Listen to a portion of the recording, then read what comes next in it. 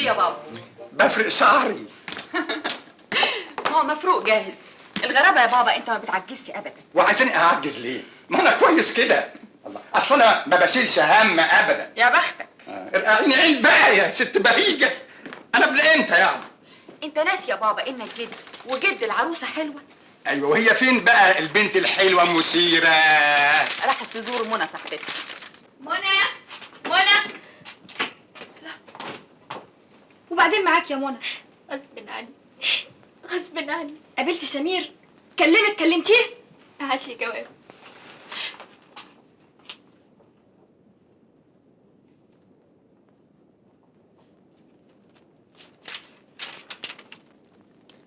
صديقتي الذكية، أنا منكرش إنك كنت لطيفة معايا زي ما كنت لطيفة مع شبان كتير تانيين، بس أنا متأكد إني مش مسؤول عن حالة الحمل اللي عندك.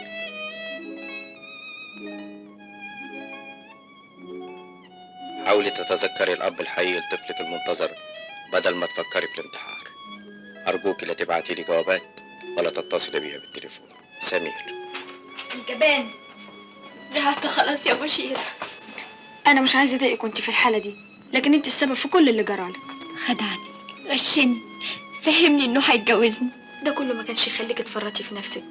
النوع ده موجود منه كتير، والبنات اللي زينا مش لازم يثقوا فيهم ابدا. غصب عني، لاني حبيته.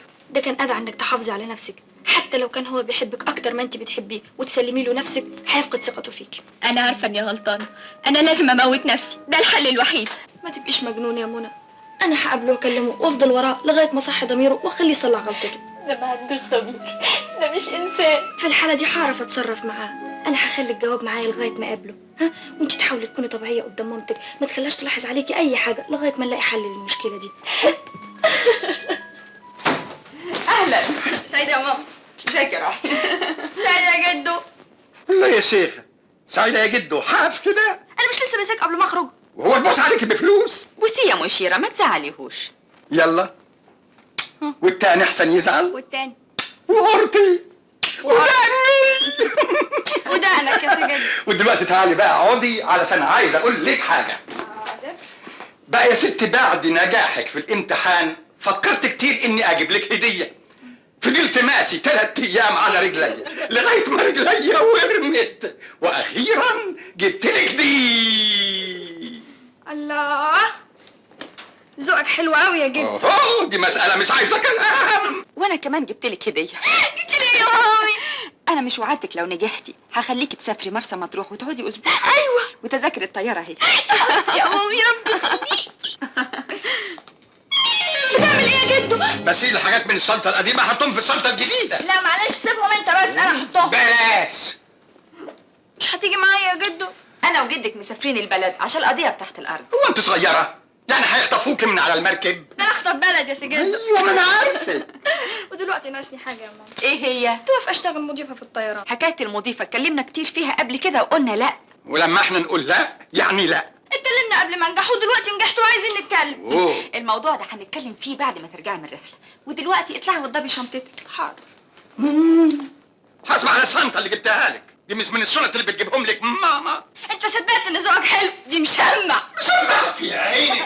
البنت دي طلع لسانها طويل، لكن بحبها مفيش فايده. مش انت اللي مربيها؟ يعني هي كانت شافت ابوها من صغرها.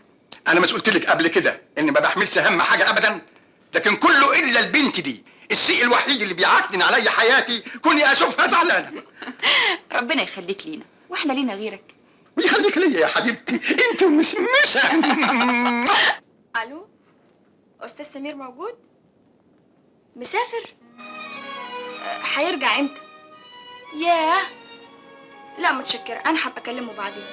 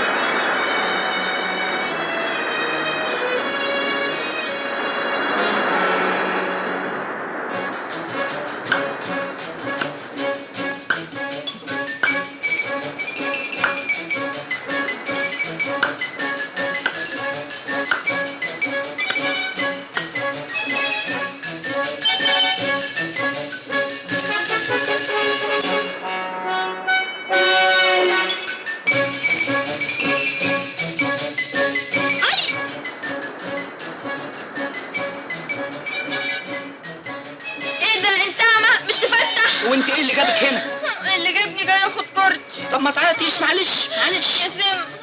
اهو.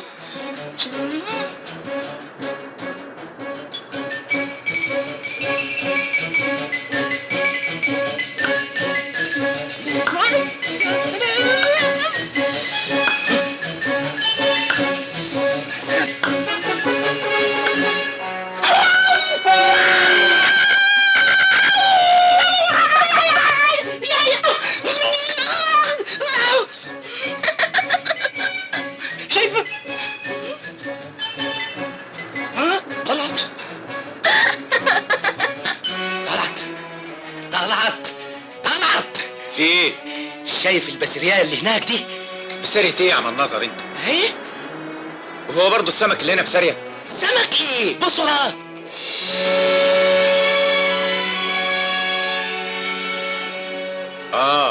مش البنت الصغيرة دي؟ ايه مش عاجباك؟ قوم بص كويس شوف. وريني يا سيدي.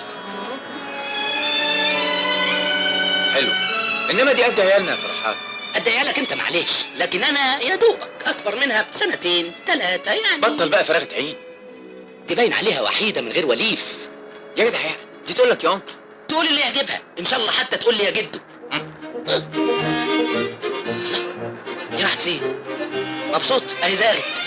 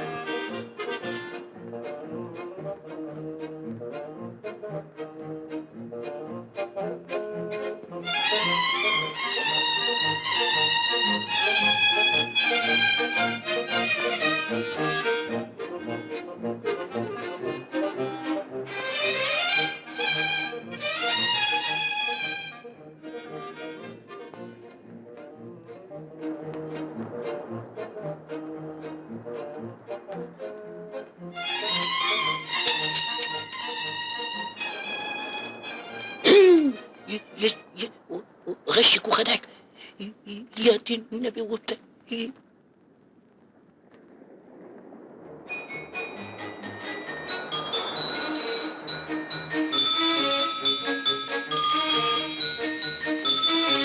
عزيزتي منى،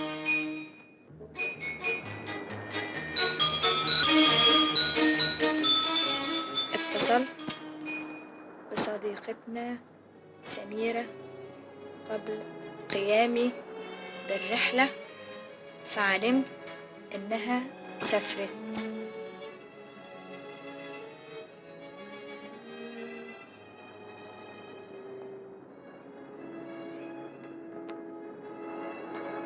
طلعت في مصيبة هتحصل في اللوكاندا. مصيبة ايه يا مزعج؟ البنت الحلوة اللي قد ولادك. مالها؟ الله يرحمها. ماتت؟ لا لسه. مرجعها ايه؟ انت ناوية تنتحر. عرفت ازاي؟ من ده. اتفضل اقرا اقرا. وقع منها والفضول دفعني ان اقراه، فعرفت انها ناوية تنتحر. اما ندل صحيح. ندل؟ انا ندل؟ يا اخي انا بتكلم على اللي كتب الجواب. بالعمل يا فرحات. بتسألني انا؟ امال انا جيت لك ليه؟ لازم ننقذها. لازم.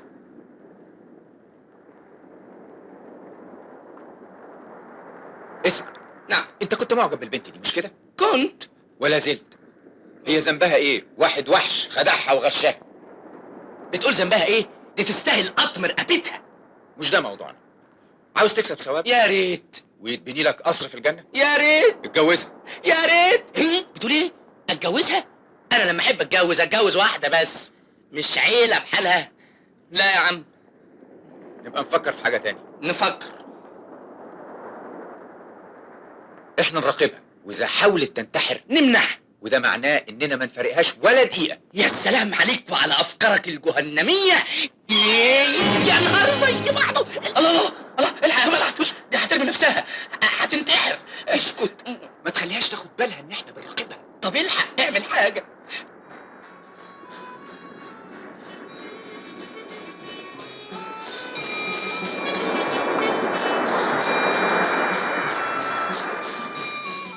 الجو جميل جدا النهارده. بارد شويه. حضرتك لوحدك؟ افندم، بقول يعني حضرتك لوحدك؟ لا، معاها جوزها. لا مؤاخذه يا فندم، حضرتك جوزها؟ ايوه. لا مؤاخذه. ليه قلت كده؟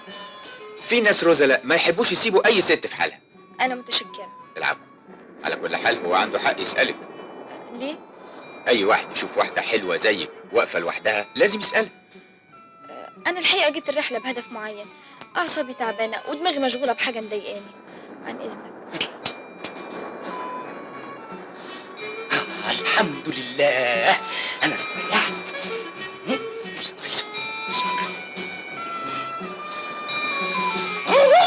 يا سمعي.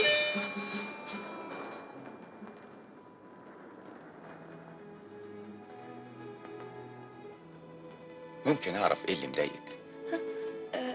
حاجات كتير. في حاجات بتضايق الواحد، انما لو خدها ببساطة وفكر فيها بعقل ممكن يخلص منها بسهولة.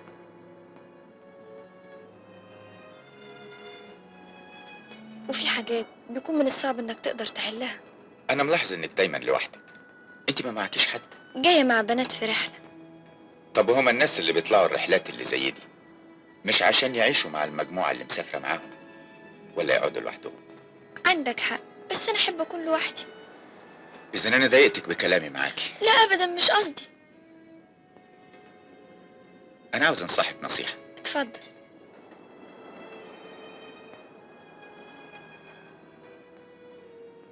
الوحدة خصوصا اللي في سنك قاتلة. انت لازم تتكلمي وتضحكي وتنبسطي. الحياة حلوة والكلام مع الناس بينسي الواحد همومه. شوفي،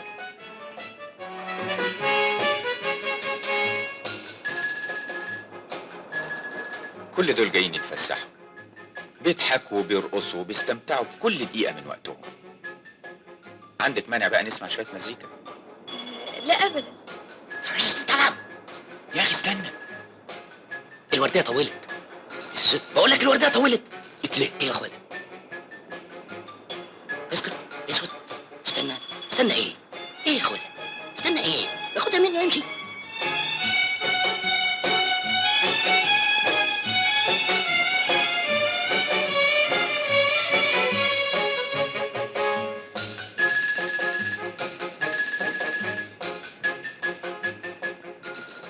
تشربي ايه؟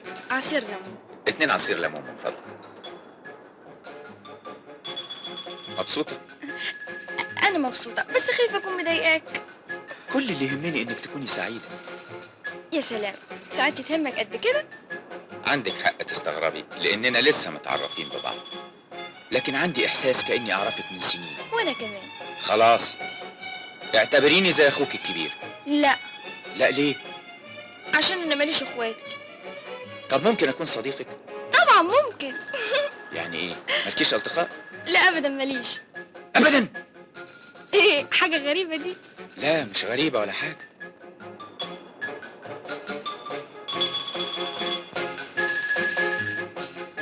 تسمحي لي بالرقصة دي يا مدموزيل؟ ممكن. عن اذنك. تعالي، رايحة فين؟ اقعدي. متأسفين ما بنرقص. متأسف يا مدام. مبسوط كده؟ اهو قال لي يا مدام. مدام مدموزيل مش مهم. مش مهم ازاي؟ افرض 3 اشياء عندنا اتجوزت وصلت لاهلي باقي العمل. صحيح، دي تبقى مصيبة.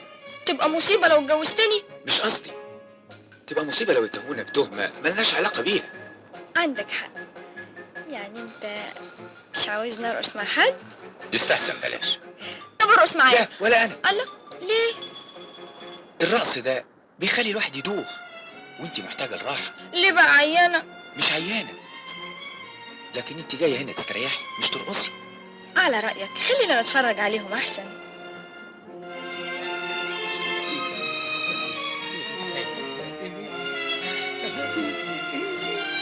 قلبي انشق نصين لما سمعت حكايتها. وردة مزهرة زي ده. اسمع، تعال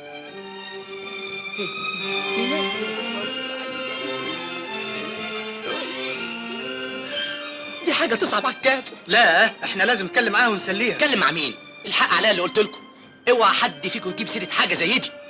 ايه رايك يا دكتور؟ دكتور؟ هو حضرتك دكتور؟ ايوه. طب اسمع،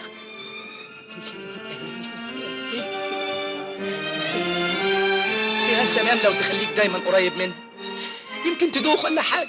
بكل سرور، وهحاول كمان اديها دواء ينفع في اول حالات الحمل. يبقى كتر خيرك، روح شوف شغلك روح. اطمئن. مدام امريكا. ازيك مشي فرحات؟ لا مش هنرقص. ومش هترقص عشان ايه؟ اصلي زعلان شويه يا مدام. وعشان ايه تزعل نفسك؟ هات ودنك.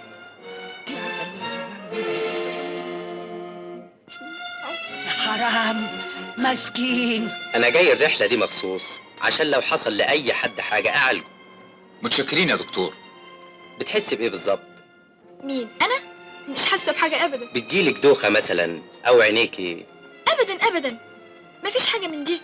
انا هكتب لك دواء ينفع ولا يضرش على كل حال. انا لازم عيانه ومش حاسه. انت بتقول استريح والدكتور بيسالني اذا كنت بدوخ ولا لا. اتفضلي، واي حاجه انا تحت امرك. عن اذنكم. مع السلامه. هو عاوز يعرفنا انه دكتور وبس، طريقه لطيفه يكسب بيها الزباين. ايوه، على كل حال مفيش مانع برضه تستعملي الدواء.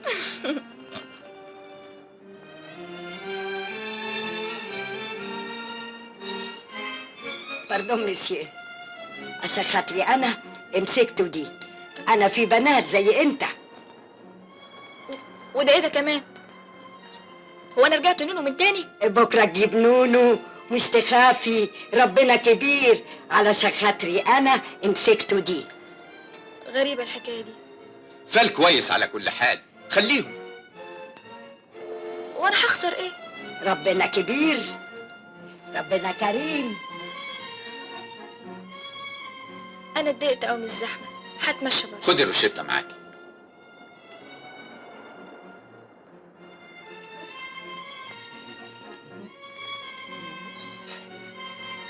انت اللي بعت الدكتور والست اللي ايوه امال. الله يخيبك يا شيخ. الله يسامحك. على كده انت ما خليتش حد اللي ما قلت له على حكايتها. عشان نلاقي حد تالت ياخد ورديه معانا. فين الجواب بتاعها؟ اهو. ده ترجعوا شنطتها تاني. ما انا بحاول مش عارف. الله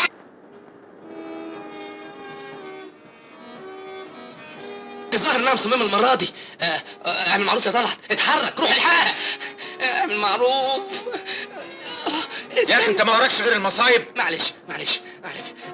الله استني.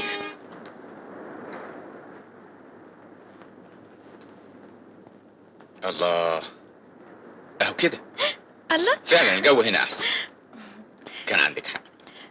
حاجه غريبه قوي النهارده. الناس بيكلموني كلام كتير مش فاهماه. يظهر ان انا اللي كلمتك كتير. انت؟ يا خبر ابيض، بالعكس، ده انت خليتني احس ان انا مش لوحدي في الرحله دي وبتحميني من الناس. تعالي اقعدي. يلا.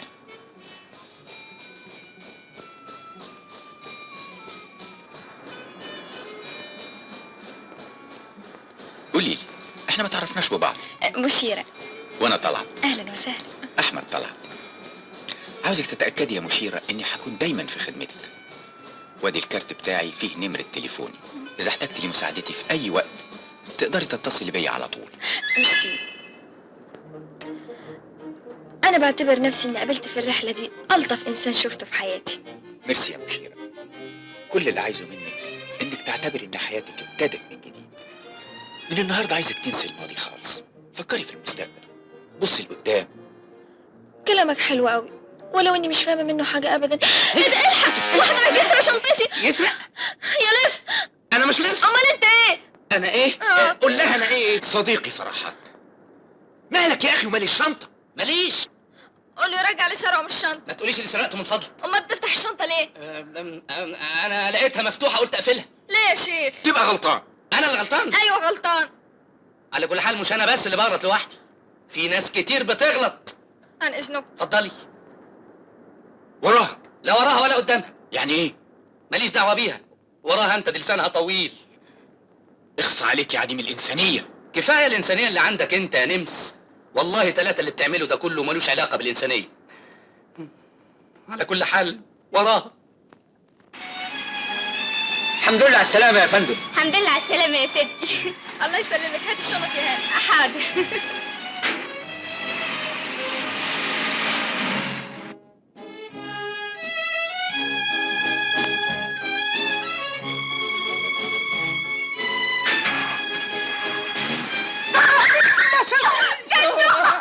وحشتني يا جدو. ازيك يا احلى مش ازيك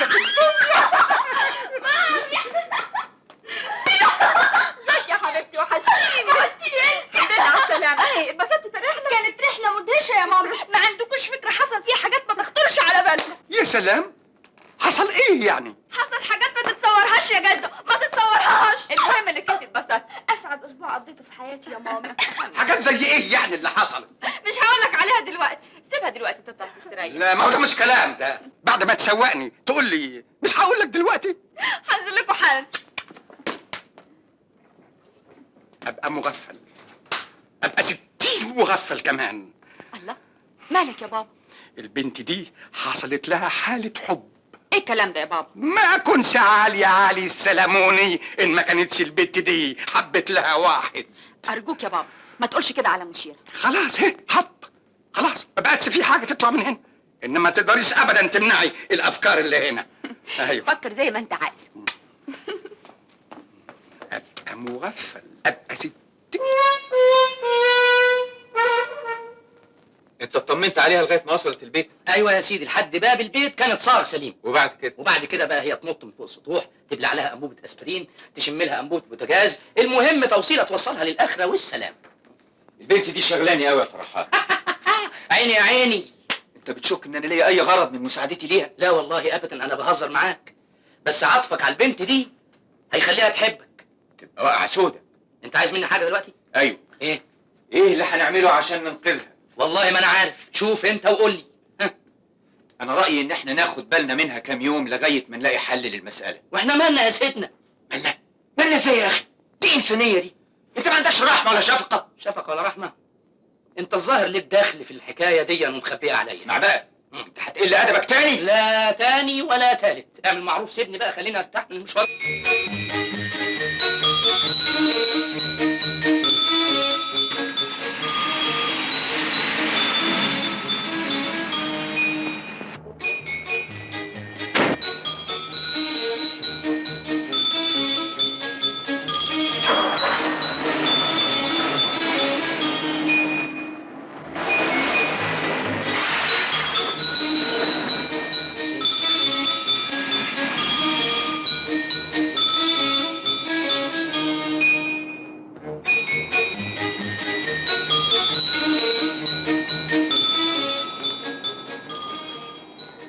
من فضلك يا مدموزيل، الاستاذ حسين يحيى موجود؟ عنده اجتماع وجاي حالا، اتفضلي استنيه. ميرسي. اقول لك انا فضلت وراها لغايه ما جت المطار. انا مش عرفني كده تعمل ايه. اسمع طلعت، انا زهقت من الشغلانه دي، ما تغيبش عليا، اعمل معروف. طيب انا متاسف يا مشيره، ما كان لكيش نصيب المره دي. يعني مفيش امل ان اتعين؟ الدفعه جايه اكيد ان شاء الله. انت عارفه معزتك عندي زي كريمه بنتي بالظبط. انا كنت معلقه امل كبير قوي على الشغله دي.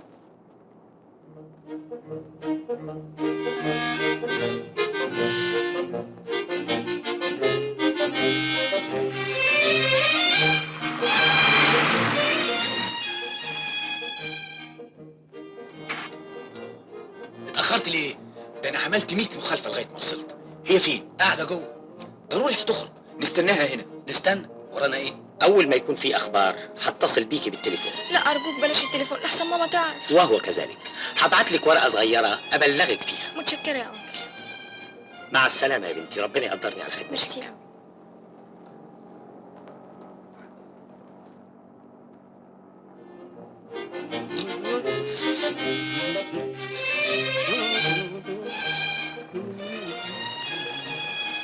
اجن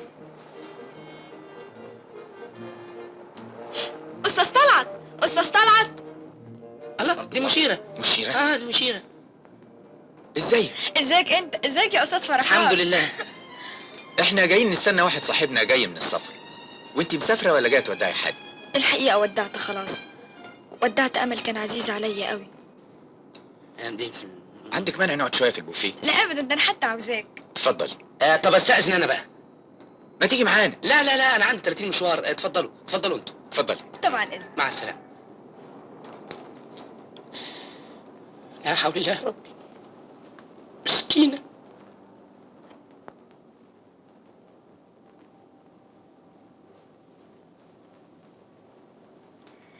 تعرف انك كنت هتصل بيك؟ وليه ما اتكلمتيش؟ ذنبك على جنبك، انت اللي قلت لي اذا عوزتي اي حاجه ابقى اتصل بيك. طبعا طبعا. من حق. ازاي صحتك دلوقتي؟ كويسه خالص. بعد ما رجعت من الرحله تعبت شويه. افتكرت الروشته اللي كتبها لي الدكتور في مرسى مطروح. وجبتي الدواء؟ ايوه، ونفع قوي. منع الدوخه وفتح نفسي للاكل. طب الحمد لله. كنت هجيلك عشان اقول لك اني وافقت. وافقتي على ايه؟ على الجواز. طب عال، مبروك. يعني خلاص؟ ايوه. الف مبروك. انا فرحان وسعيد جدا بالخبر ده. والله انا كنت حامل همك بشكل فظيع. يعني الخبر ده فرحك؟ جدا.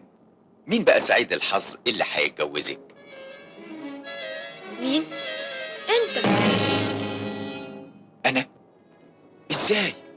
الله، امال انت كنت فاكر ايه؟ فاكر ان يعني انت نسيت الكلام اللي قلته لي في مرسى مطروح. ايه الكلام اللي قلته لك في مرسى مطروح؟ لما عرضت عليا الجواز. انا؟ انت غلطانه يا مشيره. غلطانه ازاي؟ انت مش عرضت عليا الجواز. ما حصلش. انا صحيح كلمتك عشان اديلك امل، لكن عرضت عليك الجواز ما حصلش. كده انا اسفه يا مشيره، انت عارفه اني بحسك، لكن مساله الجواز دي ما خطرتليش على بال ابدا. معلش، انا كنت فاهمه غلط. انا اسف اللي صدمتك في عواطفك. دي مش اول صدمه في حياتي على كل حال. على العموم الصدمه الاولى. الصدمه الاولى لها قصه طويله. معلش، كل شيء يتصلح. كنت فاكر انك انت اللي هتصلحها. انا؟ تسمح لي؟ انا هقوم معاك. مش بتقول مستني واحد جاي من السفر؟ يظهر انه مش هيوصل.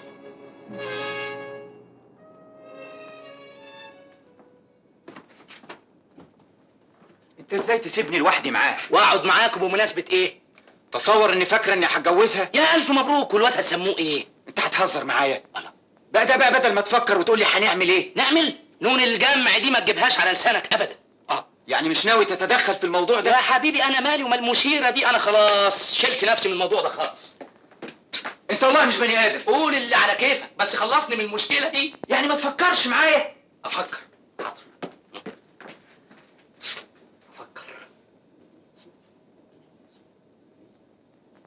خلاص يا سيدي، ليه تحلل المشكلة؟ إذا سبتني أعمله. اعمله إذا كان ده يحل الأمور. يحل الأمور.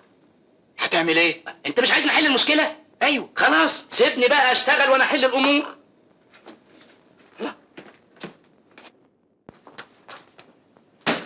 سعيدة يا جدو. اهلا وسهلا. الواحد لما يدي ميعاد لحد مش يحافظ على مواعيده؟ طب ما انا رحت في ميعادي يا جدو. قفشتك يا خلبوصه. كنت مديها ميعاد لمين؟ ده انا كنت بدور على شغل يا جدو. شغل؟ بتدور على شغل ازاي؟ انت في حاجه الا شغل؟ منى مستنياكي بقالها ساعه. صح والنبي يا جدو. ايوه في البسين مع ماما. هاتي القهوه في المكتب يا هاني. حاضر يا سيدي. لو اتأخرت شوية كانت هتمشي. ما كنتش عارفه انك جايه النهارده يا منى. اصل لما عرفت ان انت رجعتي من الرحلة قلت اجي اشوف. الجواب وصلك؟ ايوه. شفتي بقى انها بتحبك اكتر مني؟ هنا مثلا ما فكرتش تبعت لي جواب. لا يا مامي مش قصدي ده. انا كنت بعتها عشان نطمن على واحده صاحبتنا كانت عيانه. هي مين يا حبيبتي؟ دي واحدة اسمها سمير. اسمها سمير. ازيها دلوقتي يا منى؟ لسه مسافرة. ما اتصلتش بيكي خالص؟ ابدا. طيب انا هسيبكم بقى على راحتكم. عن اذنك يا منى. اتفضلي يا طنط.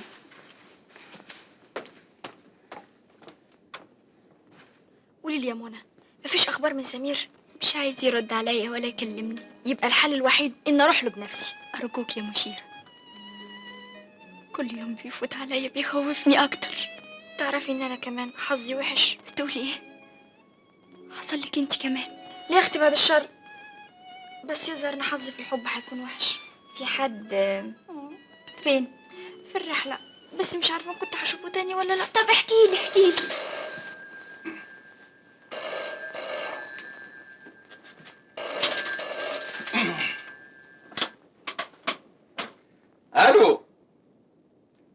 ايوه ده بيت مشيرة. مين حضرتك؟ انا اللي مين؟ انا واحد. ما انا عارف انك واحد. الله، امال 10؟ انا اصلي عندي كلام مهم وخطير جدا، وقبل ما اقوله لازم اعرف مين اللي بيكلمني. انت تبقى مين؟ انا علي السلموني. ماشي بارد. انت مالك انت اذا كنت انا اقرب لمشيرة ولا ما اقرب لهاش؟ انا جدها يا سيدي. لا مش ابوها، ابو امها. اهلا وسهلا، اهو كده نتفاهم. انا ناصح. وابوك اسمه ايه؟ ان شاء الله ما عنك قلت. نعم. وعايز تنصحنا بايه يا سي ناصح؟ انت اعصابك جامده؟ طيب الله ما تزعلش. انا عندي اخبار مش كويسه عن مشيرة. ايوه مش كويسه. مشيرة كانت على علاقه بشاب ضحك عليها وخدعها. يا نهار زي وشك. مين هو ده؟ هو الأوان مين؟ معرفوش، لكن على العموم مش انا. خدعها ازاي؟ طبعا عليك راجل متربس. خدعها يعني خدعها، ونتيجة الخداع ده انها هتخلف. بتقول هتخلف؟ ولد ولا بنت؟ الله، ما تعرفش ازاي يا مغفل؟ امال عرفت منين انها هتخلف؟ من جواب بعته لها الجدع ده وانا قريته بنفسي. انت مالك قريته فين؟ ده انت حشري قوي. انا بكلمك علشان اقول لك انها ناويه تنتحر. مش هتلحق تنتحر. انا هقتلها، انا هضربها بالرصاص. لا، انا هتبعها، انا هشرب من دمها. تبقى اكبر مغفل. لازم تاخد المساله بالسياسه بالكياسه. اوعى تستعمل معاها العنف. خليك معاها بالذوق لغايه لما تعرف مين اللي ضحك عليها. انا صعبان عليا قوي مشيرة. صعبان عليه؟ امال انا اقول ايه؟ بهيجة بهيجة بهيجة بهيجة. انا هتصل بسمير النهارده يا منى واخد ميعاد بروح له. مش هنسالك الجميل ده ابدا. عيب يا منى ما تقوليش كده، ده انت اختي. طب انا همشي بقى. مع السلامه يا منى. الله يسلمك. مع السلامه. هانم، ماما فين؟ في اوضتها يا ستي. طب انا في اوضتي لما الغدا يجهز اندهولي. حاضر. دي مصيبه كبيره يا بابا. يا بنتي مش كويس تعملي في روحك كده. كمل. قالك ايه كمان؟ وقال لي ان في جواب بخط ايده محطوط في شنطتها. ادي اخر تربيتي وتعليمي فيها.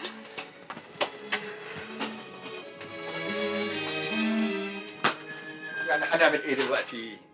نقتلها ونقتل اللي في بطنها؟ ما تجيبيش السيره دي تاني. بيتهيألي اقتلها واخلص منها. كويس قوي.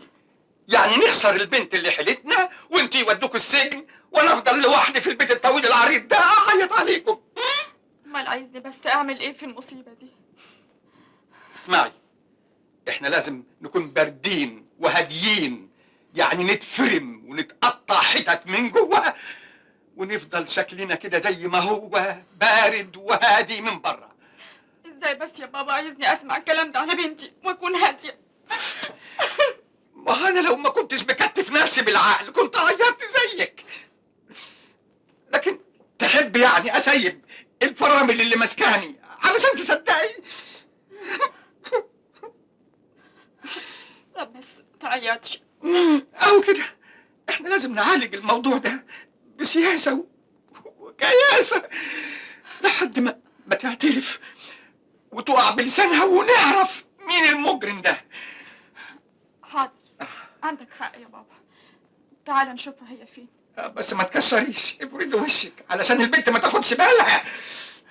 طب حاضر. ايوه كده. يلا يا حبيبتي يلا.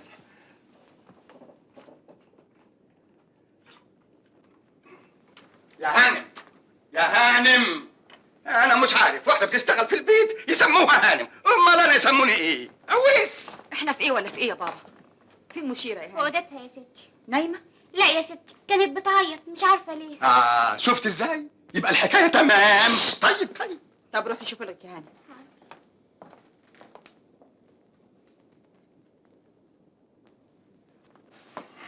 ايه يا بابا اللي بتعمله ده؟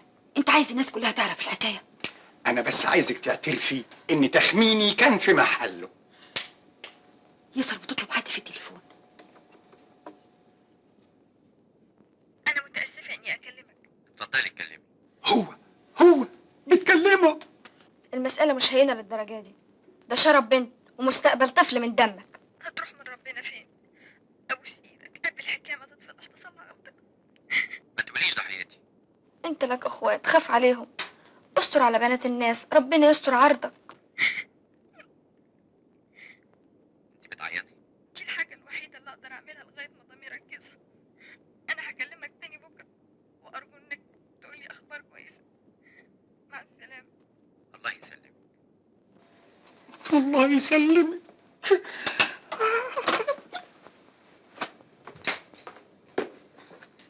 شفتي؟ سمعنا بودننا. الله الله الله الله، احنا هنقعد نعيط ولا عايزين نشوف لنا حل للمصيبه دي؟ انا طالعه اكلمها بنفسي. بس اسمعي، اوعي تستعملي معاها العنف، خديها بالسياسه والكياسه لغايه ما تفهمي منها مين اللي ضحك عليها. فاهمه؟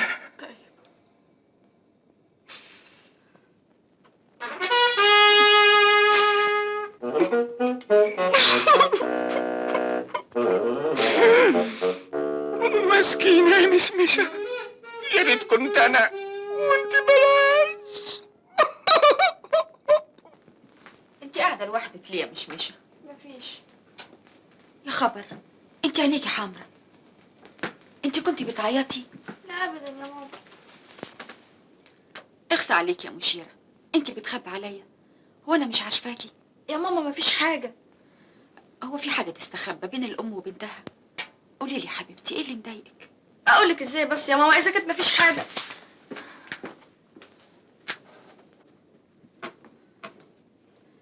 اسمعي يا مشيره، انت دلوقتي بقيتي عروسه والعينين هتتفتح ليكي والكلام هيكتر في ودانك، وانا خايفه يمكن تصادفي شاب تتاثري بيه ويقول لك كلمه كده ولا كده ولا. ايه الكلام اللي بتقولي ده يا ماما؟ يا حبيبتي احنا ما بقناش بنتي ومامتها، احنا بقينا اخوات. بعدين هصارحك بالحقيقة يا ماما. شفت ازاي ان في حاجات مخبياها عليا؟ مشيره، انت عارفه انا بحبك قد ايه، وعارفه ان سعادتك ومستقبلك اهم حاجه عندي في الدنيا. ممكن نأجل الكلام في الموضوع ده لوقت تاني؟ زي ما انت عايزه، بس انا عايزه منك وعد واحد، ما تخبيش عليا حاجه عشان احاول اريحك. اوعدك بكده. مش هتيجي نقعد مع جده؟ لا معلش يا ماما، انا هقعد لوحدي شويه. طيب يا حبيبتي.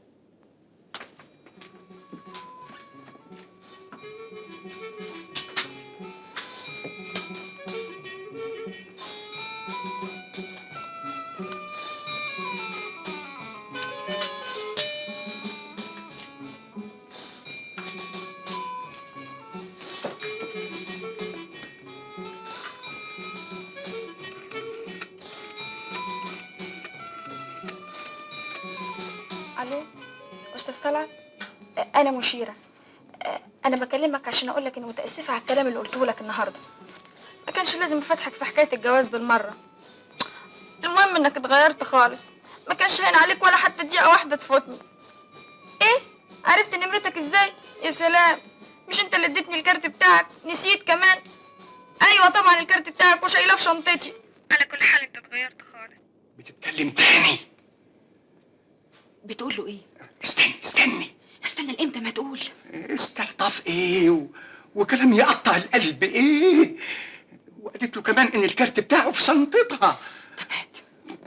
نسيت كل الكلام الحلو اللي قلته لي، لكن انا مش هنسى الايام الجميله اللي قضيتها معاك.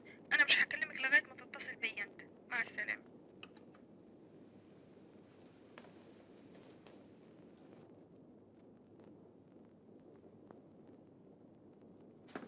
المهم دلوقتي نعطر في الكارت بتاعه، هي قالت انه موجود في شنطتها. بس وهنلاقيه ازاي؟ ندور في كل شنطها لغايه ما نعطر فيه. طيب ننده لها هنا وتطلع انت تدور في اوضتها. لا يا ست انا ما ادورش، التدوير والتفتيش ده من اختصاص الستات. ايوه بس يعني افرض وانا في اوضتها دخلت هي عليا. ايوه صحيح. اقول لك اسمعي، انا هشغلها هنا وان لقيتها هتجيلك في الاوضه هزعق واقول يا هانم تعرفي انت انها جايه عندك. معقول انده لها. مشيره يا مشيره، بس اياك ما كنتش قطعت الكارت. قطيعه تقطعها وتقطعني انا كمان. يا مشمشه انت حبيبتي قاعده لوحدك فوق ليه؟ ابدا مفيش حاجه. تلعبيني كوتشينه؟ ماليش مزاج يا جد. لعبيني والنبي. ماليش مزاج. عشان خاطري العبيه. يعني حاجه مهمه قوي دي. لو كنت بتحبيني صحيح تبقي لازم تلعبيه. حاضر العب. الكوتشينه بقى فين؟ الكوتشينه اهي. تعالي. لسه مفيش، تخبي ورق مفيش. ايه هتلعبي ايه؟ اي حاجه يا جد. الكومي. اقطعي.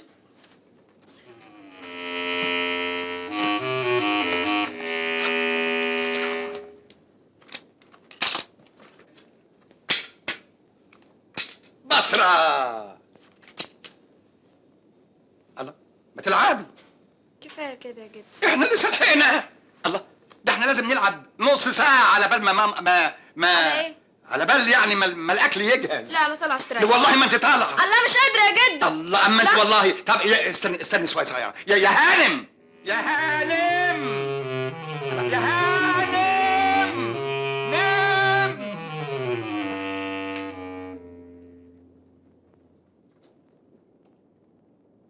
بتنده يا سيدي. هتلعبي ولا ايه؟ العب وامر لله. عاوزني يا سيدي؟ لا. حضرتك ندهتلي. مين اللي قال اللي انا ندهتلك؟ ما حصلش. الله ما حصلش ازاي يا جد؟ الله يعني هتكدبيني انت كمان؟ ما حصلش. روحي دوري على شغلك. حاضر يا سيدي. الله دوري على شغلك. حاضر يا سيدي حاضر. بتزعق كده ليه؟ ولا حاجة، أنا اللي صوتي عالي كده. دوري على شغلك. حاضر.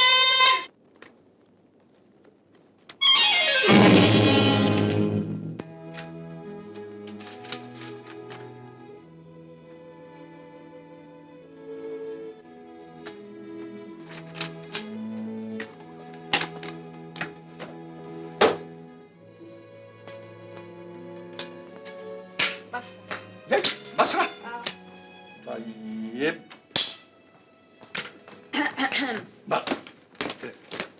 منين ده؟ هو ايه اللي منين يا جد؟ لا ولا حاجة، مش منين ده ولا حاجة. العبي الكارت. كارت ايه يا جد؟ الكارت اللي كنت مخبياه. والله العظيم ما خبيت كل بس ما تحلفيش، أنا اللي كنت مخبيه. المهم مين اللي غلب فيكم؟ جده طبعا يا ست ماما. أنا ما تصدقيهاش، بتغلب بلد، دي مدوخاني. هتكلم في التليفون. هتكلمي مين؟ واحدة مين؟ واحدة صاحبتي. ما اعرفهاش؟ لسه ما تعرفهاش. طيب فهمت. يعني نلعب شوية كمان؟ يا اخي ما تلعب زي ما انت عايز. طيب ما تزعليش. يلا يا جد. العب يا مسمسة. ارمي انت يا الأول. مدوخاني يا مسمسة. ارمي.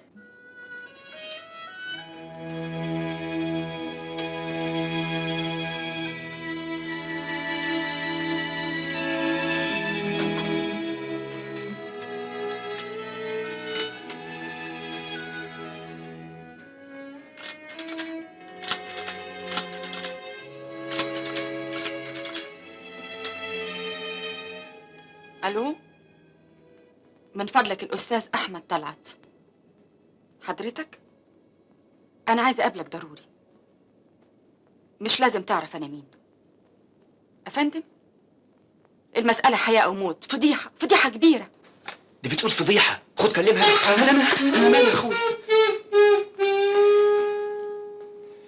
لا مؤاخذه يا هانم، انا مندهش جدا. حضرتك عاوزه تقابليني ليه؟ لما اقابلك مش هتندهش ابدا. افهم من كده انك بتتهرب مني. ان ما كنتش هتقابلني هاجيلك في المكتب، وبدل ما اكلمك بيني وبينك هكلمك قدام كل الموظفين. مفيش لزوم لده كله يا هانم. نتقابل فين؟ ما تتكلم. هقابلها فين؟ بس بعد ما يمشوا الموظفين. ممكن تشرفينا هنا في المكتب؟ لا بعد ما يمشوا الموظفين، حوالي الساعة 8:30. اهرب ازاي يا فندم؟ هستناكي. مع السلامة. ايه الحكايه؟ مين الست دي وعاوزاني ليه؟ انا مش عرفني انت عملت ايه؟ افتكر سيئاتك. مش فاكر حاجة. على رايك هتفتكر ايه ولا ايه؟ اسمع، انا مش عايز هزار، وحاجه تانية مش عاوزك تسيبني لوحدي مع الست دي ابدا. ليه بقى؟ ما تناقشنيش، المهم بعد ما تقعد بشويه تخترع لنا حاجه كده توزعها والسلام. بسيطه، انت الظاهر عليك هتوقعني في شر اعمالي.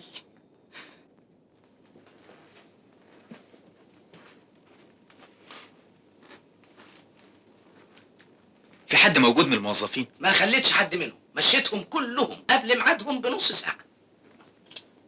هي ساعتك كام؟ 8:30. مظبوط، ميعاد وصولها. اسمع بقى. نعم.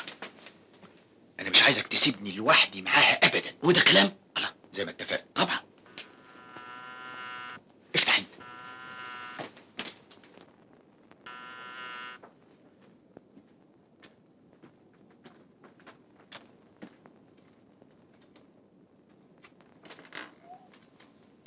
مساء الخير. مساء النور يا هاني.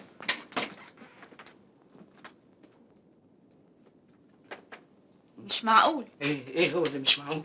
لا ابدا، مفيش حاجه. انا جايلك في موضوع مهم. لا جايه لي انا، لا جايه له هو. هو مش حضرتك الاستاذ طلعت؟ لا انا فرحات، محمد احمد محمد فرحات. انا كمان بقول مش معقول ابدا. احسن. امال فين الاستاذ طلعت؟ منتظر حضرتك جوه.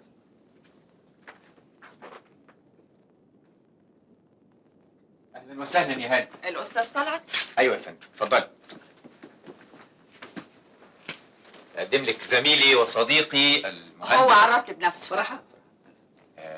انا متاسف يا فندم، النهارده ما عندناش فراشين، كنا قدمنا اي. مش لزوم. اتفضل استريح يا استاذ. انا عايزاك في موضوع خاص. استاذ فرحات زميلي وزي اخويا بالظبط. الموضوع اللي هكلمك فيه مش ممكن اقوله قدام حد. ما انا ما افتكرش بخبي حاجه على زميلي فرحات. بس الحكايه اللي هكلمك فيها مش ممكن تكون قلتها له. يا جماعه اتفقوا على حل، اقعد ولا امشي؟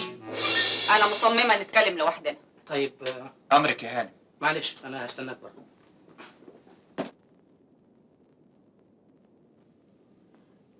أنا أم مشيرة. طب وليه ما قلتيش من الاول؟ اهلا وسهلا، دي فرصه سعيده. أشكرك. طبعا بعد ما عرفت أنا مين فهمت أنا ليه صممت نتكلم لوحدنا. ابدا، ده فرحات عارف الحكايه كلها. يا خبر، إزاي تقول لي واحد صاحبك على حاجة زي دي؟ انا ما قلتلوش، الحكايه كلها حصلت في وجوده. بتقول إيه؟ فرحات كان موجود؟ ما انا قلت لحضرتك ان احنا ما بنخبيش على بعض حاجه ابدا. أنا مندهشة، مش متصورة إزاي ده يحصل. القصد حضرتك طبعا عارف الجواب ده كويس.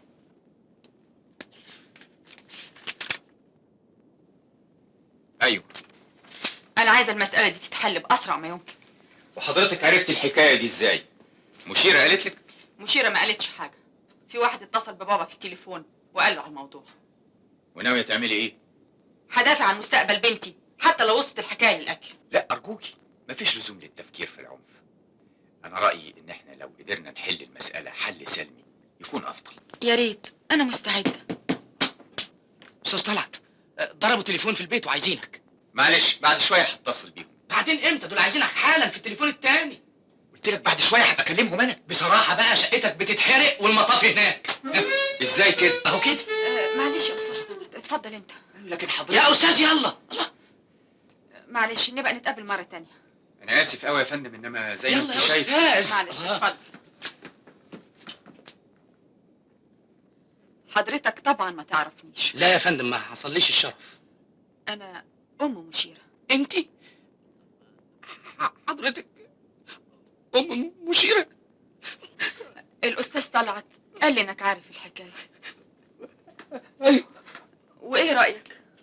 رايي ان الانسان ده ندل وجبان. أنت كمان رأيك كده؟ طبعا، وغصب عنه لازم يصلح غلطته، يا بالذوق يا بالفضيحه والمحاكم. أنت باين عليك إنسان نبيل جدا، بس ماليش بخت. عايزاك تخلي الأستاذ طلعت يكلمني في التليفون ضروري. حاضر. ونمرتي عارفينها. طبعا مشيرة ادتها للأستاذ طلعت. ايوه. أرجوك ما تنساش. حاضر. عن إذنك دلوقتي. اتفضل يا فندم. مع السلامه يا هاني. الله يسلمك. أرجوك تخليه يكلمني. ده ضروري ضروري.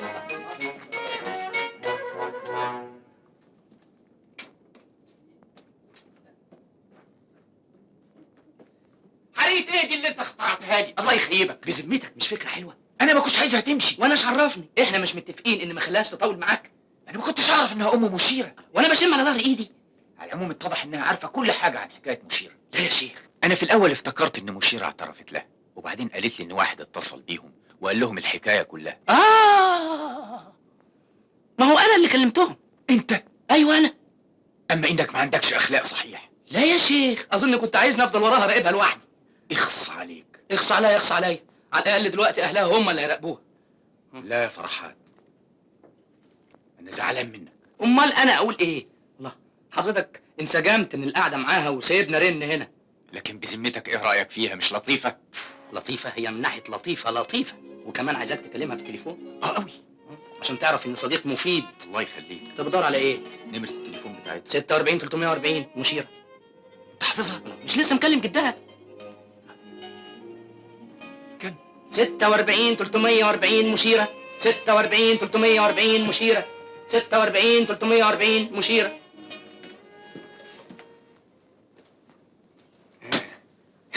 قابلتيه؟ ووريته الجواب. طبعا انكر. ابدا. وعارف الجواب. واعترف؟ ملحقش، ربنا انتقم منه وبيته اتحرق. ما انت كريم يا رب. انا لازم اقابله تاني. انا اكتشفت حاجه لازم اقول لك عليها. ايه هي؟ في شاب تاني تعرفه مشيره غير الجدع ده. يا خبر، يعني بتعرف اتنين؟ ايوه. مين اللي قالك؟ الكوتشينه. يا سلام، انت ما تعرفش تاخد حاجه جد ابدا. جد؟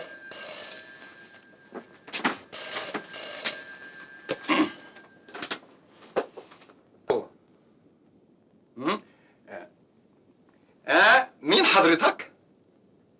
مين؟ ده هو احمد طلعت. انا هكسر دماغه، انا هوري له شغله. هات. الو؟ ايوه انا. لا معلش، اياك تكون سليمه. الحمد لله، حاجه بسيطه. سبب الحريق ماس كهربائي. متشكر. بقول يا فندم، احنا ما خلصناش كلامنا لما اتقابلنا. ممكن اجي عند حضرتكم في البيت ونتمم الموضوع بكره الساعه 11 صباحا؟ وهو كذلك.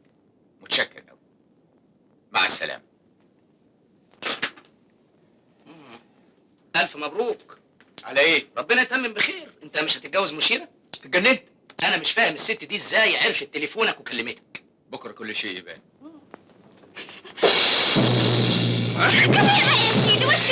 استنى شويه لما اتمرن حبه. مش قادرة بقى يا سيدي. يا سلام، ده انت صحتك بقت ضعيفه قوي. ايه ده؟ الباب يا سيدي. استني، ده هو انا اللي هفتح له. استني انت، انا اللي هفتح له. مين؟ انا طلعت. اتفضل اتفضل. سيادتك تلاوي الولاد. الله يحفظك كل مصيبه. ايه يا بابا؟ ايه العمايل بتاعتك دي؟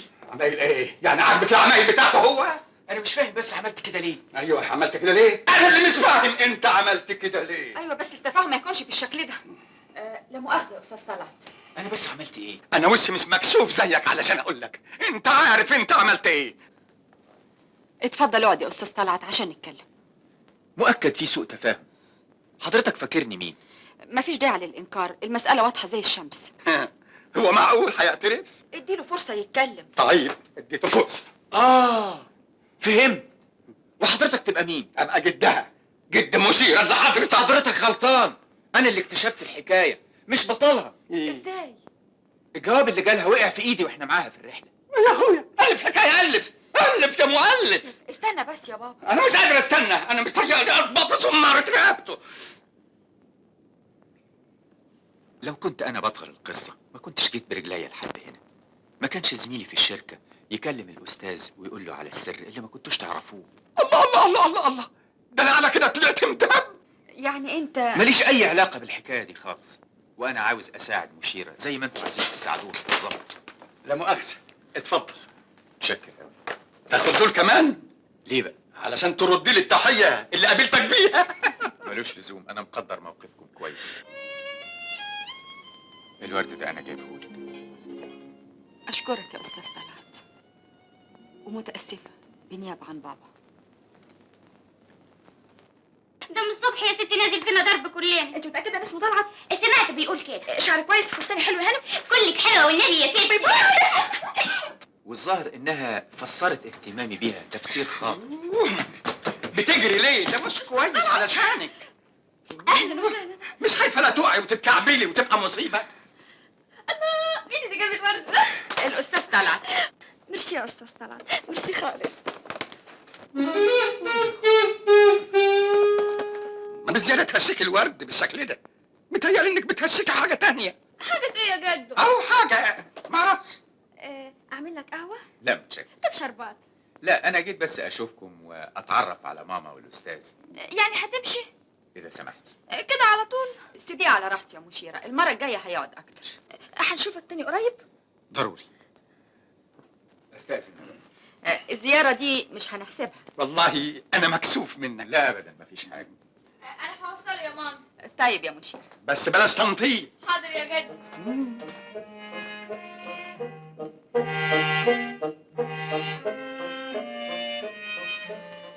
يبقى في واحد تاني غير طلعت. ولازم نعرفه. يا بابا أنا مشغولة قوي على البنت، ولازم نشوف دكتور عشان يشوفها. بس ازاي نخليه يكشف عليها؟ مش عارفة، لكن لازم. اسمعي، انا عندي فكره. ايه هي؟ نجيب دكتور يكون معرفه ويكشف علينا كلنا. وده معقول يا بابا؟ ازاي مش معقول؟ الجماعه الاوروبيين بيجيبوا من وقت لاخر دكتور يكشف على العيله كلها علشان يطمئنوا على صحتهم. فكرة كويسة. وانا عمري اقول فكره وحشه. بس اوعى تجيب لنا دكتور عينين ولا دكتور سنان. يا سلام، وانا معفن؟ طبعا دكتور ودان. ايه؟ دكتور ودان؟ مين؟ لا، دكتور ولاده، دكتور ولاده. طيب. يا سلام.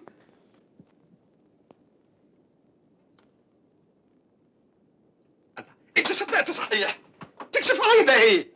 ما قلت لك احنا عاملين الحكايه دي بس علشان تكشف على البنت لاننا خايفين عليها. لو فيها ايه اللي مكشف عليك بالمره؟ وجرايه انور، ثم انت دكتور ولاده. ما فيهاش حاجه، اقيس لك الضغط، اشوف لك القلب. والله العظيم عال، ما بقاش الا كده كمان. بس يلا يلا يلا يلا يلا. دكتور ايه اللي يكشف عليا؟ مين اللي قال لكم ان انا عيانه يا ماما؟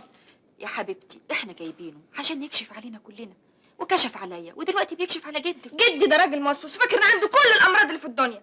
طب بس انت هيخس عليكي ايه؟ متاسفه يا ماما، لما احس ان انا عيانه هبقى اقول لكم. يلا يا حلوه، الدور عليك. مش هخليه يكشف عليا. مين؟ ايه ده؟ انت يا بنت بقت دماغك ناشفه كده ليه؟ اولا انا دماغي مش ناشفه، ثانيا انا اسمي مشيره مش بنت، ثالثا انا مش صغيره. عارف انك ما بقيتيش صغيره، لكن لازم يكشف عليكي. متاسفه. كلام ايه ده؟ ما قدرتيش تقنعيها؟ ما رضيتش ابدا. تتفلق، انا اللي حاولت ولا هي؟ يا دكتور انور، اذا كنت انا اللي اسمي انا خليته يكشف عليا. يا خبر، كشف عليك؟ مال؟ في الاول عرضت شويه لكن قلت انا هخسر ايه؟ وقال لك ايه؟ قال لي ان عندي شويه زلال، وقال لي بقى اتمشى كل يوم شويه. عجيبا، مش راضيه ابدا. متاسفين قوي، تعبناك معانا يا دكتور. العفو، انا تحت امركم في اي وقت. متشكر. السلام عليكم. اهلا وسهلا. انا مش فاهم بس ايه اللي زعلك انت من حكايه اهتمامي بمشيره؟ يا حبيبي احنا فاضيين للكلام ده. الله، عطفنا عليها وقلنا طيب، راقبناها قلنا معلش، لكن شغلنا يبوظ ونسكت؟ لا مش ممكن ابدا. طب وايه علاقه الشغل بمشيره؟ احنا عارفين نتلم عليك من يوم ما جينا من الرحله، ده انت مالكش حكايه الا مشيره مشيره مشيره. غصب عني يا فرحات. غصب عنك ليه؟ في الاول كان اهتمامي بيها عطف على بنت حصلت لها مأساة في حياتها. امال دلوقتي مهتم بيها ليه؟ الحب زود اهتمامي بيها، اصبحت احس ان مشكلتها مشكلتي. يا نهارك اسود، حب؟ انت حبيت؟ ايوه. جاك قوي. وهتعمل ايه في الواد اللي هي هتخلفه؟ هي مين؟ ربة الصون والعفاف، ست مشيره. مشيره مين الطراخ؟ انت باين عليك غبي. اسمع، من غير تلبيخ، انت مش بتقول حبيت؟ ايوه. حبيت مين؟ الام. الام؟ قصدك الجده. جدة مين يا افندي؟ جدة الواد اللي هتخلفه مشيره. تبقاش سخيف بقى. والحكايه دي حصلت امتى؟ من اول يوم شفتها. تاريخ كنت بتقول لي سيبني اقعد معاها شويه. وناوي تعمل ايه بقى؟ مش عارف. انا اقول. قول. اولا لازم تتاكد انها بتحبك زي ما انت بتحبها. وازاي اتاكد بقى من حكايه زي دي؟ والنبي انا هقول لك ازاي تتاكد. يا كازانوفا القرن العشرين يا ميه من تحت تبني. انت واخدها هزار. انا بقول لك بحبها بجد، بحبها حقيقي. ده انت يظهر عليك غرقان لشوشتك. فعلا. خلاص اتجوزها. ما هو باين ده اللي هيحصل. طيب وهتعمل ايه مع مشيره؟ مشيره مالها؟ الله، انت ناسي انها رخرة عايزه تتجوزك؟ تتجوز مين يا راجل؟ دي بكره هتقول لي يا بابا، وابنها يقول لك يا جدي.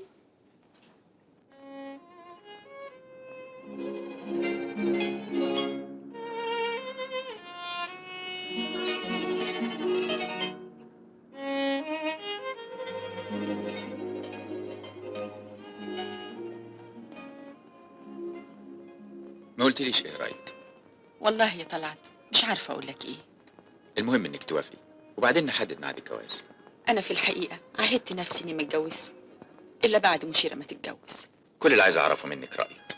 جايز يكون حبي ليكي مخليني اتصور انك بتحبيني وانت ما عندكيش اي فكره. لما يبقى الواحد عايز يشوف التاني باستمرار وما يقدرش يبعد عنه يبقى معناه إنه بيحبه، وأنا بحب أشوفك باستمرار. وانا ما اقدرش ابعد عنك. بس في حاجة مهمة، أنت عارف إن مشيرة كان عندها أمل إنها تتجوزك. ما اعتقدش ان دي مشكله. أنا شايفاها مشكلة كبيرة. ابدا. احنا اذا عرفنا الشاب اللي خدعها هنجبره على انه يتجوزها، وفي الحاله دي هتنساني وتهتم بيه هو. إمتى ده هيحصل يا طلعت؟ أنا بتهيألي إننا لازم نصارحها بالحكاية دي.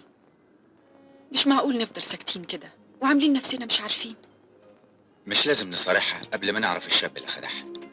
المهم انك تراقبيها كويس وتشوفيها بتكلم مين في التليفون ومين اللي بيتصل بيها. هو أنا في حاجة شغلاني وبفكر فيها ليل ونهار غير كده؟ ما بتفكريش في حاجه تانية ابدا؟ بفكر. بصي لي وقولي لي بتفكري في ايه. اخس عليك يا طلعت.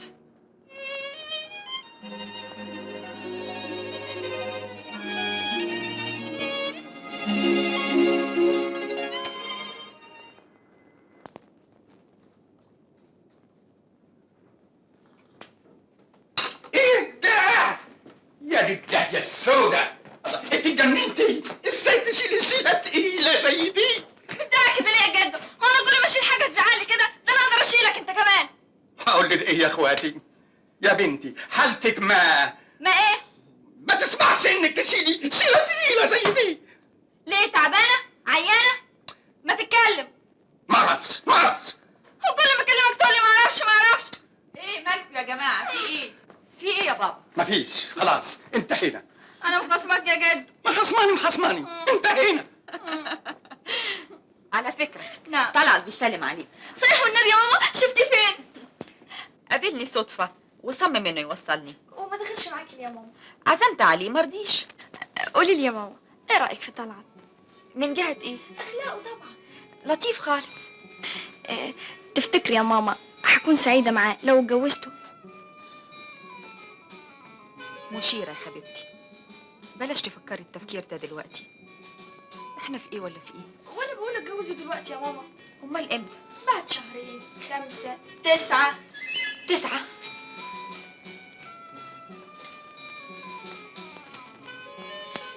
اسمعي يا مشيرة، نعم. انا ليا رأي في الموضوع ده. ايه هو يا ماما؟ طلعت سنه اكبر من سنك، ويعني ما دام بيحبني. وانت متأكدة انه بيحبك؟ طبعا، خصوصا بعد ما جه هنا وجاب الورد. انت ما خدتيش بالك كان مرتبط ازاي؟ على كل حال انت لسه صغيرة على الجواز. لا انا مش صغيره، في ناس غير مني بيتجوزوا وبيخلفوا كمان. وبعدين انا مش عايزة كلام في الموضوع ده تاني. يعني حضرتك مش موافقه؟ انا متأكدة انه ما عندوش اي فكرة. وانا متاكده انه بيحبني، واول ما يجي هنا انا هساله بصراحه. لا يا مشيرة، انا ما يعجبنيش الكلام ده. طلعت اذا كان عايزك هو اللي هيطلبك بنفسه.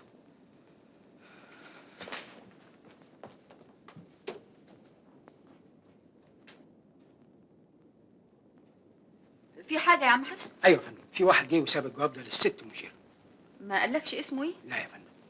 طب روح انت.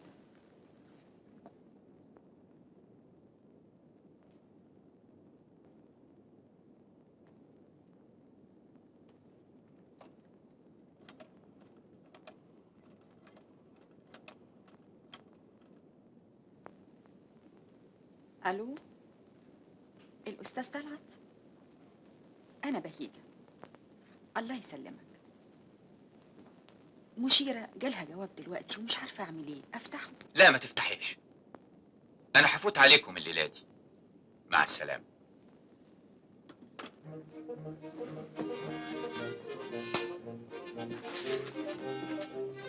اقعد بقى يا بابا، خيلتني. انا ما فيش عقل اني اقعد. البنت دي طيارة البرج اللي كان هنا. الاستاذ طلعت. مساء الخير. مساء الخير. اهلا وسهلا. تحب تشرب قهوة ولا حاجة ساقعة؟ والله ملوش لزوم. هو ده الجواب؟ ايوه. عن اذنكم.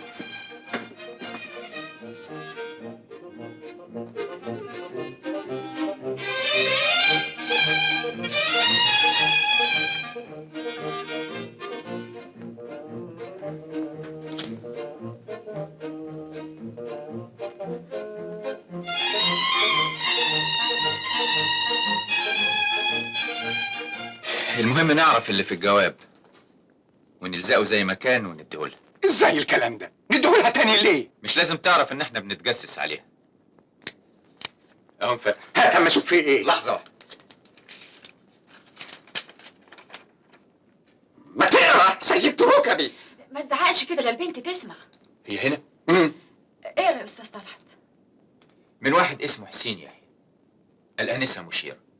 بعد التحية، أعرف أن خطابي هذا سيحزنك، ولكني أتمنى ألا تيأسي، فأنا أحاول أن أساعدك. ولولا خوفي من أن تعلم والدتك بالسر الذي بيننا لجئت بنفسي إلى منزلك. يخرب بيته، عايز يجي هنا؟ أما عينه بيكحة صحيح. أرجو أن تصبري، والزمن كفيل بإصلاح كل شيء. أنت تعرفين مكاني، وإذا احتجت لي اتصلي بي تليفونيا أو احضري بنفسك. المخلص حسين يحيى. المهم دلوقتي إن احنا نعرف مين هو حسين يحيى. أنا رايح له، بس ما حدش يحوشني. هو احنا عارفين هو فين؟ ممكن نعرف من دفتر التليفون. أنا لازم أرتكب جريمة دلوقتي، بس ما حدش يحوشني. يا جماعة أرجوكم سيبوا المسألة دي عليا. المهم إنه لازم يتجوزها. مش ممكن أجوز بنتي لواحد زي ده. أمال عايز يعمل إيه؟ سيبوني أروح له، بس ما حدش يحوشني. الجواب أهو، الزقيه زي ما كان واديهولها. أرجوك تقابله بنفسك وتكون شديد معاه. اطمني، هعرف أكلمه إزاي. إحنا متأسفين قوي اللي بنزعجك معانا، لكن أنت شايف الموقف اللي إحنا فيه. أنا دايما في خدمتك.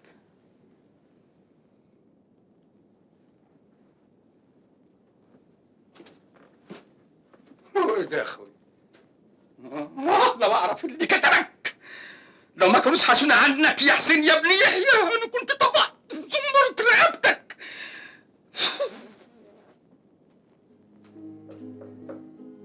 ادخل.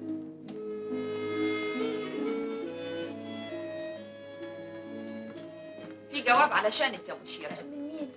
معرفش. في واحد جد لعم حسن عشان يوصلهولك. مش هتفتحيه؟ ما افتكرش انه مهم ولا مستعجل، بعدين هشوف. مش يمكن يكون مهم؟ الجواب المهم اللي انا مستنياه ما اظنش انه هيوصلني.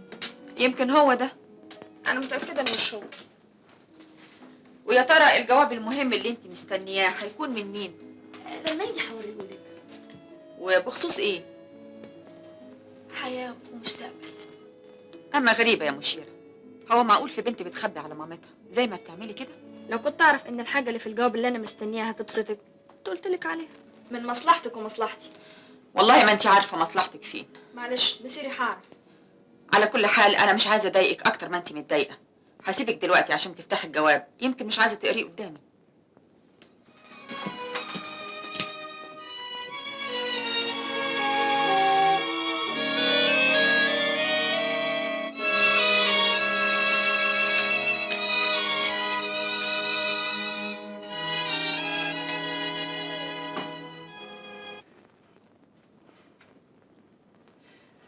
انا بدي افهم ذنب ايه عشان اقابل حسين يحيى ده؟ انت عارف دلوقتي مشيرة بقت بالنسبة لي ايه يا فرحان؟ بقت ايه؟ سيبك بقى من الحداقه دي، انت تروح تقابله وتتفاهم معاه. انا لا يمكن اقابله. انا اذا شفته هعامله بمنتهى القسوة والعنف. لا يا شيخ، وانا اللي هاخده بالحضن. انا هقابله برضه بقسوه وبعنف. اهو ده اللي مش عايزك تعمله ابدا. يا سلام. انا عايزك تسايسه لحد ما تخليه يوافق يجوز مشيرة. وافرض ما وافقش؟ بلغ النيابة بقى ويحصل اللي يحصل. نيابه؟ بلغ نيابه؟ نيابه فيها نيابه ومحاكم وبوليس. انت يا فرحات بتخدمني انا، مش بتخدم حد تاني. هات الزفت العنوان انا عارف ايه اللي وداني مرسى مطروح. معلش يا فرحات عشان خاطري، ولما تقابله تبقى تجيلي على بيت مشيرة. واذا ما جيتلكش في ظرف 3 ايام تلاقيني نايم في القسم يا في القصر العيني. يا راجل بعد الشر عليه. والله ما حواليك غير الشر. كل شيء بثوابه. ايوه بثوابه، انا اتعب واشقى وانت تاخد ثوابه. روح يا شيخ. اهلا وسهلا. اهلا بيك يا فندم. انستنا. الله يأنسك ويحفظك. حضرتك قلت لي اسمك ايه؟ محمد احمد محمد فرحات. اهلا وسهلا. اهلا بيك يا فندم. طيب يا سيدي انا تحت امرك. انا هتكلم مع حضرتك كده خبط لزق من غير لف ولا دوران. اتفضل. انا بصراحه كده جاي لك بخصوص مشيره. اهلا وسهلا. حضرتك تقرب لها؟ ايوه يا فندم، وجاي اتكلم معاك مخصوص في حكايتها. اتفضل. اظن اللي حصل ده ما كانش يحصل منك ابدا. انا مش شايف اي حاجه وحشه في اللي حصل ده ابدا. يا سلام، يعني حضرتك شايف ان المساله دي طبيعيه؟ طبيعيه خالص. ثم انتوا فاكرين ان دي حاجه ما حصلتش الا لبنتكم؟ امال ايه؟ الدنيا اتنورت يا حضرت. انا شخصيا بتفوت عليا كل يوم بنات كتيره زي مشيره. يا نهارك اسود. اما انك واقع صحيح. انت بتشتمني ببيتي. اذا كنت بتقول لي ان اللي حصل لمشيره ده شيء طبيعي بالنسبه لك وبالنسبه لكل بني ادم متمدين. انتم يظهر عليكم ناس متاخرين جدا عايشين في الماضي. ماضي؟ ماضي ايه يا ابو قصه يا عديم الاحساس؟ تخدع بنت زي بنتك وتعتدي عليها وتقول لي تمدن؟ ايه؟ بتقول ايه؟ انت مؤكد غلطان. انت عايز مين بالظبط؟ عايز حسين يحيى اللي عمل العمله اللي زي وشه. الجواب اللي انت بعته للبنت وقع في ايدينا، مفيش داعي للانكار. وانكر ليه؟ هي جريمه؟ واحده عايزه تشتغل مضيفه وانا بساعدها، فيها ايه دي؟ تشتغل ايه؟ مضيفه. لكن تعالى هنا، ايه الكلام الفارغ اللي انت بتقوله لي ده؟ خدعتها ازاي واعتدت عليها ازاي؟ استنى، الظاهر ان المساله فيها سوء تفاهم. حضرتك بتقول ان علاقتك بمشيره انك تساعدها علشان تشتغل مضيفه؟ ايوه، لانها صديقه بنتي وكانت زميلتها في المدرسه. بنتك؟ حضرتك متجوز ومخلف؟ ايوه. تحب تشوفهم؟ شوف يا حسن، يا حموده، يا حجازي، يا حوريه، يا حسيه، يا حميده، يا حسنى، يا حسنين، يا حسنشاه، يا حسب الله، يا حلمي، يا حليمه، يا حسيه، يا خميس، يا خديجه، يا خليل، يا خليفه، يا خورشد، يا خالد، يا خليل، يا خير الله، يا خلف الله، يا ابو حسن، يا ابو حميده، يا ابو خليل، يا ابو خديجه، يا اما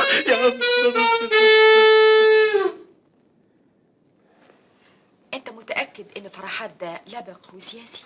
ده قليل ما جابه معاه هنا. نفسي اشوفه، نفسي اعرفه.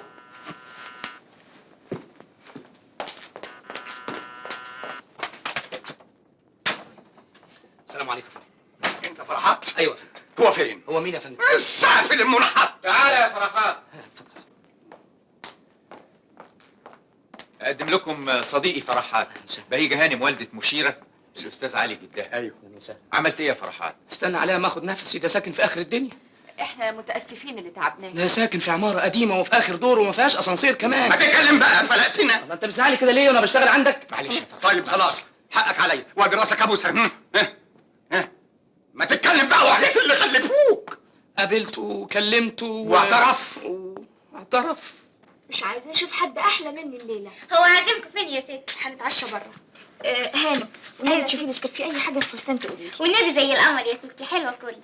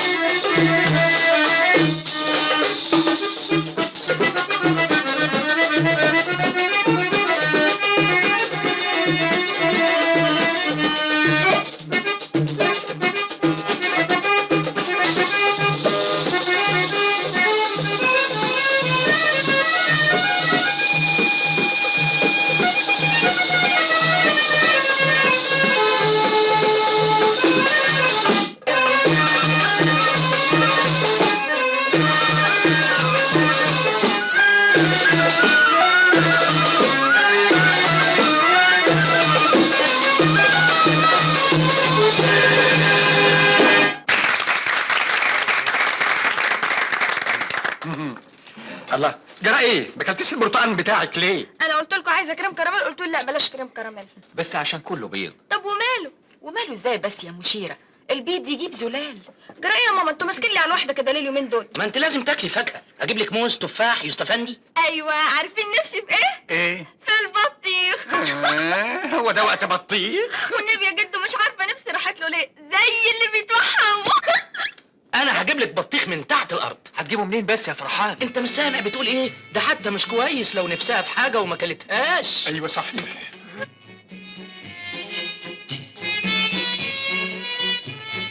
تحبي ترقصي؟ مفيش مانع. على ايه؟ ما تقليش. يعني حبكت مسألة البطيخ دلوقتي؟ ايه يا جد، انا بهزر ولا خد الحكايه جد؟ شفت يا طلعت، البنت بتتوحم. مش لازم نسكت على الحكايه دي ابدا، لازم نشوف لها حل. مفيش غير اننا نصارحها بالحقيقه. فوتي عليها في المكتب بكره نتكلم في الموضوع ده. هجيلك.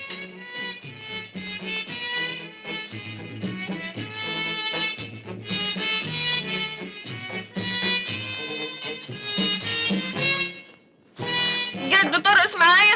ترقصي؟ انت عبيطة ولا ايه؟ ليه بقى؟ هما كل الناس اللي بيرقصوا دول عبطة؟ هم اللي بيرقصوا دول زيك انت. ليه وانا غير الناس دي كلها؟ لا لا لا لا، مش قصدي، انما عايز اقول يعني انه ما يصحش ان واحد زيي في سني انا يرقص مع واحدة في سنك انت. ليه في اكبر منك كمان بيرقصوا؟ اوه، يرقصوا بقى ولا يتفلقوا.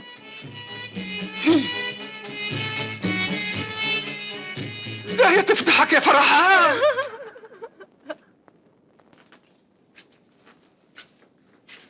انا اهتديت لحل متهيألي هيوصلنا لنتيجه سريعه. ايه هو؟ انت عارفه ان البنات سرهم مع بعض، وطبعا مشيره لها اصحاب بنات كتير. ومؤكد انت تعرفيهم كلهم او اكترهم. طبعا. مين اعز صديقه لمشيره؟ افتكر منى، صاحبتها الروح بالروح. انا عايز اشوف منى دي. ليه؟ هعرف منها كل حاجه عن مشيره. سرحتي في ايه؟ تعرف انك لفتت نظري لحاجه. منى كانت دايما تيجي لمشيره، يقعدوا لوحدهم هما الاتنين وراسهم في راس بعض. هي منى دي عندها تليفون؟ ايوه. تسمحي تطلبيها؟ خليها تيجي البيت على طول.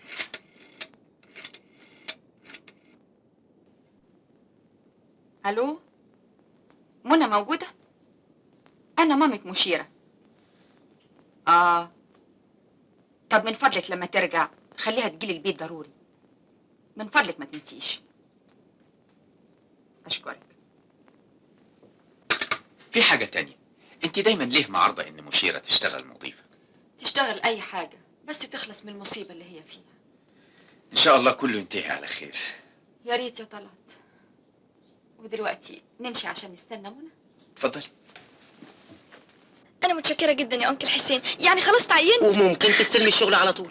بس كل اللي عايزاه منك فرصه يومين 2 لغايه ما اقنع ماما. طيب يا بنتي. طب ميرسي قوي. مع السلامه يا بنتي. متشكره. مع السلامه. مش عاوزة نتكلم في حكايتنا ابدا. في الحقيقة يا طلعت حكاية مشيرة شغلاني خالص. انا متأكد ان احنا هنعرف من صاحبتها كل حاجة. وافرض اننا عرفنا. نوصل للي عمل كده ونجبره انه يصلح غلطته. يا ريت يا طلعت. وبعد كده مشيرة تتجوز واحنا كمان. انت عارف ان انا اتمنى. مش قد.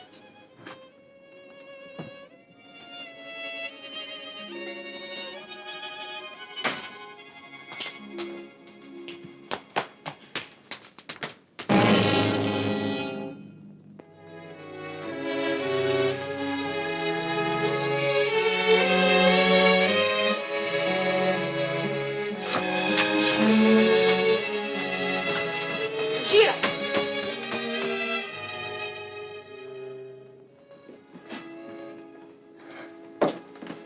ايه اللي بتعمليه ده؟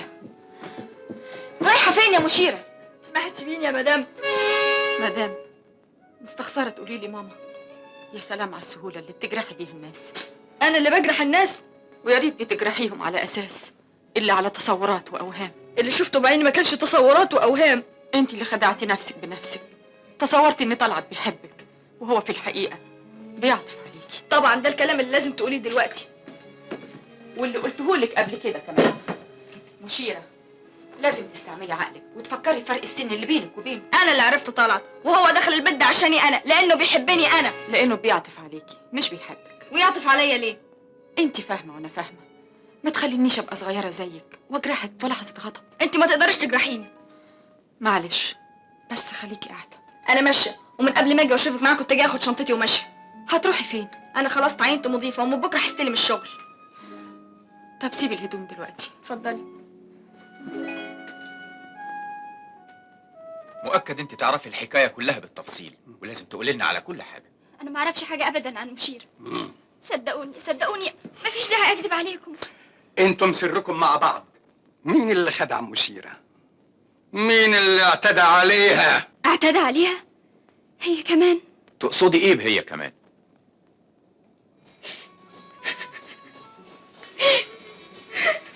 اتكلمي قولي. انت عارفة كل حاجة. مين اللي كان على صلة بيها؟ وكان بيبعت لها جوابات وكانت هتنتحر كمان. انتوا شفتوا الجواب؟ ايوه. الجواب ده كان عشاني انا. ليك انت؟ لا هي. وانا اللي كنت هنتحر. وايه علاقة مشيرة بالحكاية دي؟ كانت بتحاول تساعدني. يخرب بيتك. لا مؤاخذة يا بنتي، مش قصدي. يا بنتي الايه؟ يعني مشيرة ملهاش اي علاقة بالحكاية دي؟ ابدا. الله الله الله الله الله، ده احنا على كده طلعنا كلنا مغفلين. الله، بهيجة مشيرة، طلع طلع طلع، تعالى معايا تعالى. قرب قرب. بهيجة بهيجة، احنا طلعنا كلنا مغفلين. ازاي؟ كنا ظالمين مشيرة. يعني ايه؟ فهموني. مشيرة ملهاش دعوة بكل اللي حصل. دي منى صاحبتها. مين اللي قال لكم الكلام ده؟ منى اعترفت بكل حاجة. ظلمناك يا مسمشة. كنت فاكرني انا اللي... ايوه كنت فاكرينك انت اللي... مشيرة هتشتغل مضيفة يا طلعت وانا وافقت. خلاص ماما موافقة وجدها كمان موافق. بس ناقص واحد لازم يوافق. مين؟ بابا. ايه؟